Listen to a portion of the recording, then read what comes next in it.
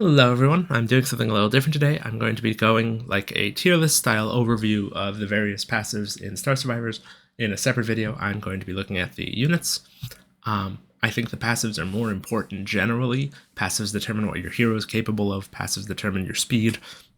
Speed is damage is damage. And in general, in terms of like succeeding in the game, you want to like evolve a unit early, then clean up your passives, and then evolve the rest, right? That's the general flow that I find is super effective. Evolving a giant army while you don't have a lot of synergy, like boosted up, doesn't help you very much. In particular, we're going to look at some synergy between passives to see why that's the case. But there's also a lot of passives that are really good independently. Starting with the view, with the list, we're going to look at the Spec Ops visors. Spec Ops visors give you cliff vision and increase your vision range. The cliff vision is the most important part of this passive. The second most important part is the fact that it's the evolved synergy for ghosts. The reason that it's in C tier is because we now have a fair few other ways to get cliff vision. Medivacs provide it. The Raven Vision provides it. Cliff vision is a utility thing. It's not necessary. We have good units besides the ghost to lean on, so the necessity of evolving ghosts is lower than it was many months ago. So the passive is really good. There's a lot of times you're going to want it, but it's not the, oh, I see it first click immediately. The good play is also going to make you need this less. If you're like an early player and you're like, oh, yeah, bushes are really bad, cliffs are really bad, I keep dying, you'll start to learn how the waves flow and be able to just make your way up with game knowledge or prioritize getting up to spaces preemptively. So this is a useful passive. It does have value, but it's important to learn how to not use it as a crutch pretty early on, I think. Afterburners is the best passive in the game, and there's no competition. Afterburners is your movement speed. Movement speed increases your damage because it means units get into range to deal damage sooner. Movement speed increases your money because you pick up money faster. Movement speed increases your safety because you can avoid attacks more effectively. So everything that you want to do in the game comes back to movement speed. How threatening units are relates to movement speed. So movement speed is the best passive. Afterburners is only 5% per level, so there are some times that even though it's such a good passive, you are going to consider not using it if you're trying to be really level efficient, if you're using a certain passive setup. But I don't think you'll ever play without both it and or smart servos, and you'll usually want both together.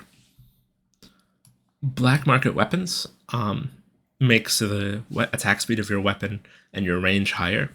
For Raynor, for Tychus, and for Warfield, for Raynor, for Tychus, and for Swan, this combined with hero weapons works extremely well because they have really good weapons. You can play into a hero damage build.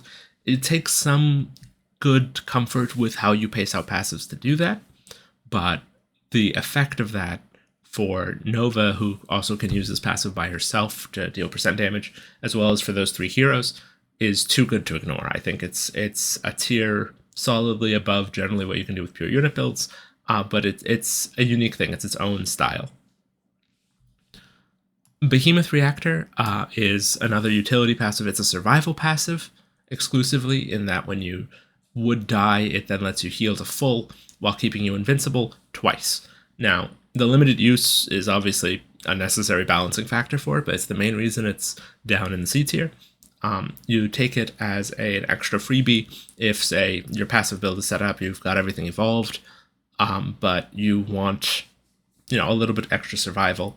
Maybe you're not comfortable enough with like those late game waves, and you want to say, I don't want to risk it. Give me two extra free lives. I don't prefer taking it that way outside of challenge runs, but I can definitely see the merit in doing so, and that's why I think it's at least this powerful. The other side is, of course, it involves the battlecruiser. The battlecruiser is one of the most comfortable, just take this and don't worry about it units. If you take battlecruiser and you take damage synergies, you can create a really smooth build very easily.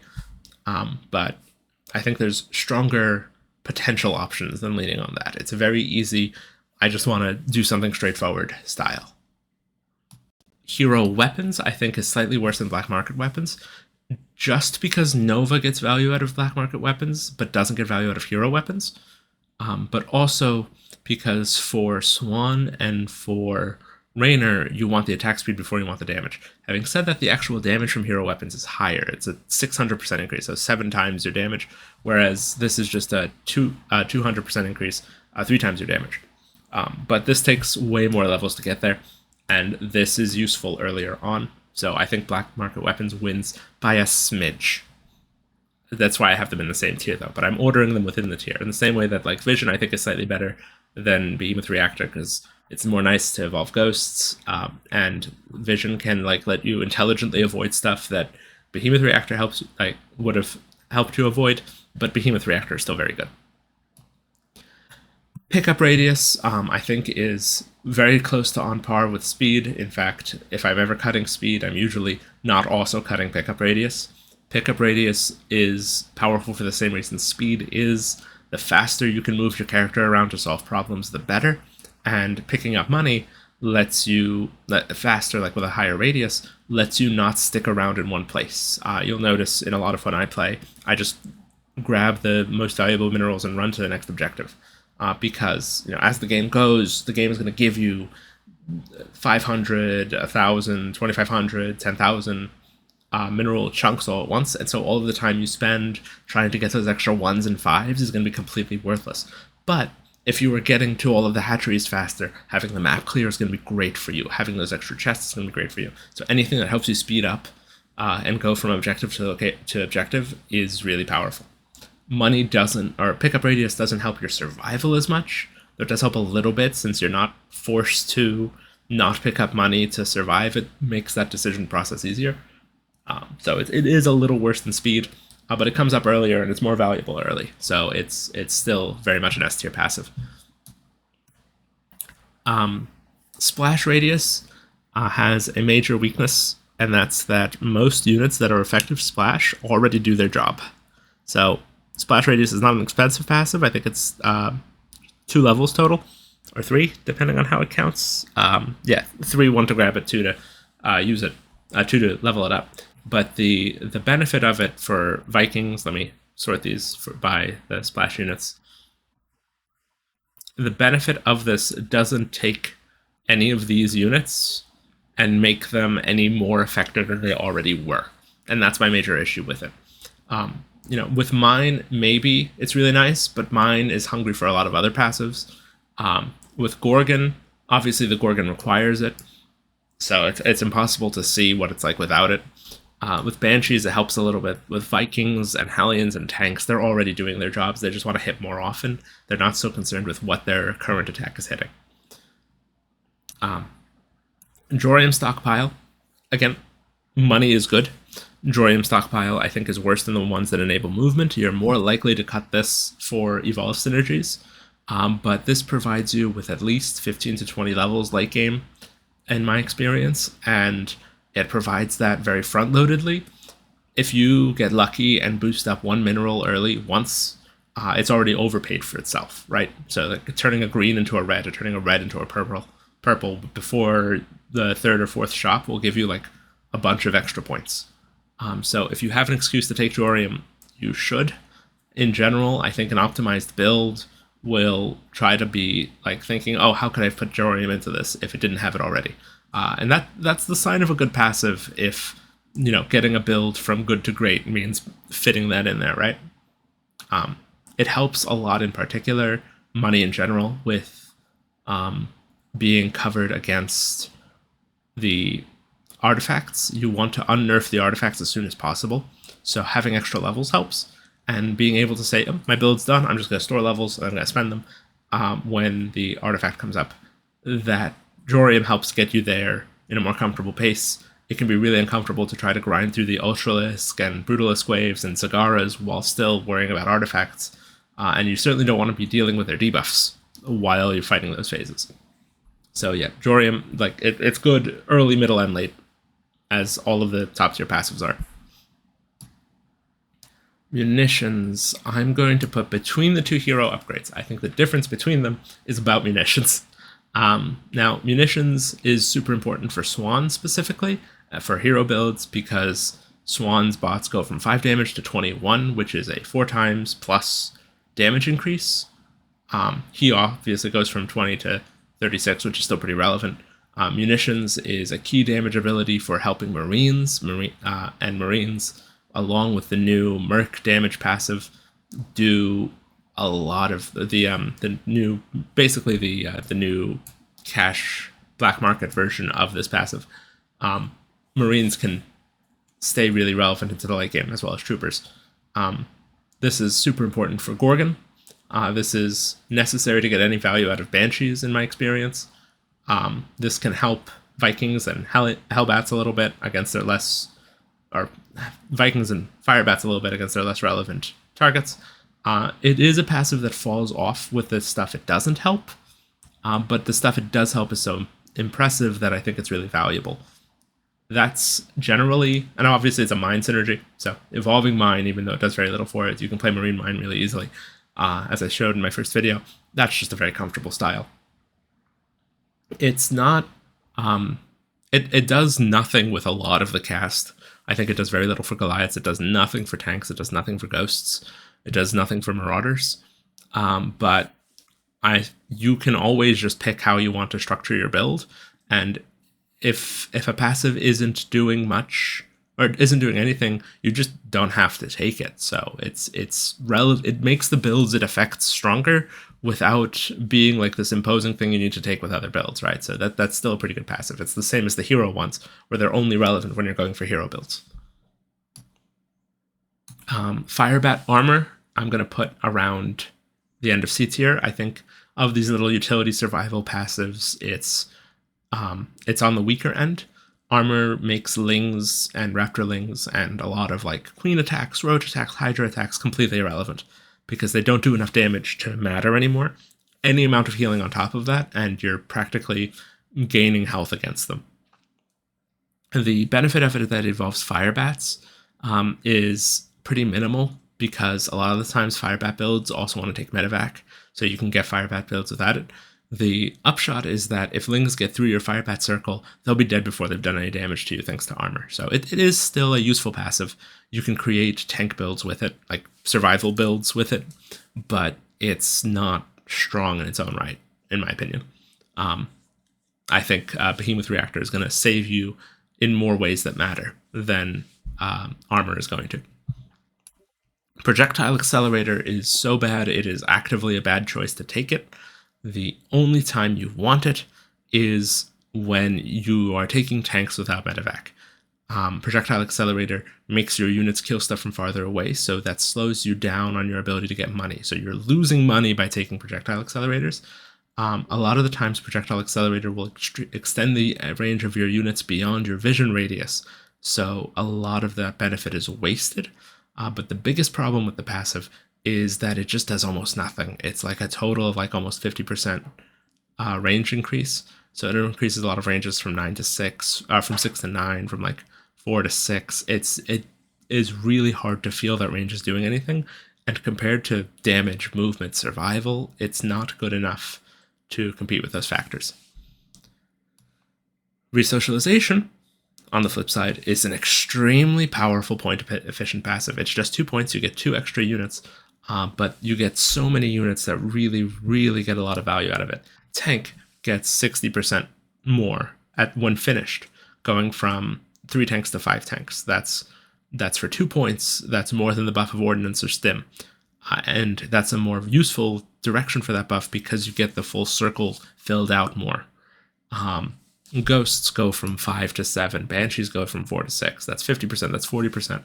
Again, when you're going for units beyond this with Hellion, with Firebat, with Goliath, with Marauder, you're starting to see less and less returns. But it's only 2 points. You know, to compete with Stim, it would only need to give you 10% total power, and it's giving you a lot more than that. The other major benefit of resocialization is that it's very front-loaded. So early game, it's tripling the power of tanks, because you only have 1 tank. It's tripling the power of like Ghosts and Hellions. The only units that don't care about resocialization, and the reason why you're not going to take it every game, like you might with Afterburners, is that mounts do nothing with it, and War Pigs, Marines get very, very little value out of it. If you go for Troopers, Troopers get value out of the other Marine upgrades. So I find, I'll talk about this in the unit video, Troopers don't get that much value out of or get a lot of value out of stim, but war pigs don't get a lot of value out of resocialization, so you tend to find it easier to play into war pig builds. Smart Servos is a less effective version of stim and afterburners combined into a more point efficient passive. It's 4 points total for 20% movement speed and 20% attack speed.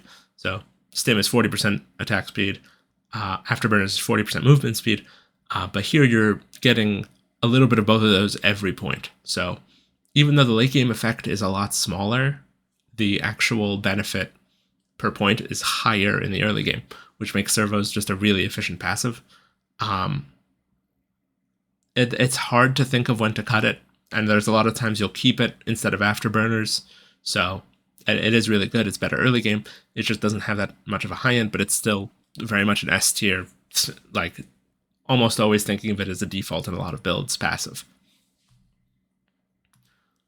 Ordnance is a really good unit damage synergy passive. It increases your total damage by 48%. It is really solid, and you can do a lot of really solid builds with Ordnance, Stim, and Resoc, or Ordnance, Stim, and Munitions, or all four. Its main downside is just... It has two downsides. One, it doesn't affect hero builds, and hero builds are pretty strong. And two, it is a lot of points to level up. You need to spend the total 48 points to max it out. That is pretty heavy. And so, you know, if your choice is between more unit damage versus more money to get to your bounties and to finish out your build faster, a lot of the times you're going to go for the money. But you can play a lot of really solid builds leaning into the damage side. Stim is the same story as Ordnance. I'm putting it slightly higher than Ordnance because even though it has a smaller total multiplier at 40% instead of 48%, attack speed is more valuable than flat damage or multiplicative damage most of the time. And the reason that flat damage or attack speed is better is because Hellions without Ordnance will still kill everything. Will still kill all light units, right? So attacking more often makes them more efficient. It's like what range wants to do. It's like what Splash wants to do, Stim actually accomplishes. Same story for tanks. They want to attack more often because their attack is so effective, it one-shots most crowds. For faster attacking units, like Battlecruiser, they maybe want Ordnance more. But Mines, Liberators, they both want Stim. Warpigs require Stim. Troopers benefit from Stim, but again, they also need Resoc, whereas Warpigs don't need Resoc, but do need Stim. So Stim sort of carries more weight than Ordnance does, and that's why I think it's a slightly better passive. Now, in terms of build combinations, Ordnance and Munitions work extremely well together on any lower damage unit because you get an extra 8-ish damage out of Munitions with Ordnance on top of that, right? So Ordnance multiplies the benefit you get from Munitions. Multiplicative bonuses like barracks damage help Merc and Bay. So stacking that like additive and multiplicative is really, really good. In fact, one of the reasons that Hero Swan is so powerful is that you get 600% damage on hero weapons, multiplying this plus 16 damage. And yeah, that's just on the more theory side. There's a lot of like little things you can do here. Like if you want to play, say, a Swan build that just focuses on really powerful units, you can just use these 8 passives, and it's really, really smooth. And in fact, the hero build that I was showing before is just these 8 passives, right? I'm just using the hero versions of these 2 passives. I think those hero versions perform a little bit better because hero builds are so strong. But the unit bundle is like one of the smoothest ways to play the game, and it's really convenient and fun. So, B tier. Health is, I think, an even worse passive than the Splash Radius because the health passive is basically for each level you're carrying around an extra health pack. And what I mean by that is there's not a lot of health recovery in the game. The real health recovery that happens is with the drops that are on the map, and those don't despawn. And because they don't despawn and you have an icon for them, whenever you lose health, you can always go and get them. So recovery isn't as important as surviving against specific units, as armor can help you to, or surviving against big bursts like the free lives can get you to do. Carrying around the extra health doesn't do much for you, Now, if you have a lot of healing, it can be really good, and this does make these two passives both better, right? So this heals the 100% extra health this gives you completely, and this heals, like, this makes each point of your health more valuable. Liberator combined with Firebat can play a very sturdy style, so it's not at the point where I think you're genuinely wasting levels to take it, but I think if you're like, oh, I actually really like Vanadium Plating, maybe look into your other options because you might be missing something. It's a low performing passive, but it still shows its place in the game. And yeah, that's the passives. Tune in next time for units.